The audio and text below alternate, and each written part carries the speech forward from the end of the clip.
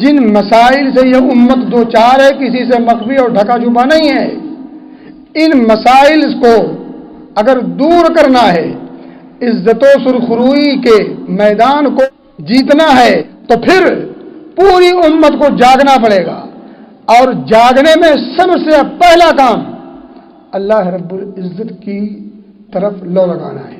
وَاسْتَعِينُوا حضرت موسیٰ نے سب سے پہلی گفتگو اپنی قوم کو تسلی دیتے ہوئے کیا فرمایا؟ وَاسْتَعِينُوا بِاللَّهِ۔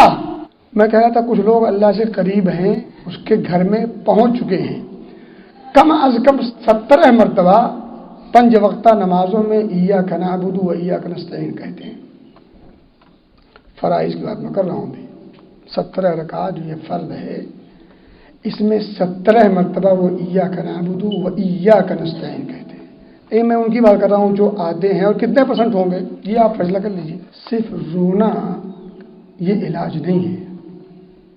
بیماری کیوں ہے،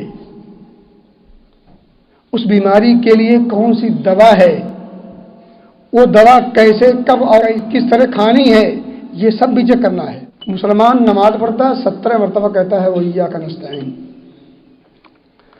اور اس جب مصیبت میں جب وہ گھرے تو پھر اس کی حرکت دیکھ لو، پھر ذرا اس کی زندگی کا مطالعہ کرو، کہاں تک اس کی زبان سے نکلے ہوئے الفاظ و ایاک نستعین اس کی عمل پر فٹ آتے ہیں، کہاں تک۔ یہ جو آ چکے ہیں، جو ایاک نستعین کی لڑی میں اپنے آپ کو پرو چکے ہیں، وہ جب عملی زندگی میں آتے ہیں تو اس زبانی زندگی کا عملی زندگی سے کس حد تک دونوں کا آپس میں توافق ہے، تطابق ہے، اور کہاں تک وہ فٹ آتے ہیں، ذرا آپ ٹیلی کر لو، فٹ آتے ہیں کہاں تک۔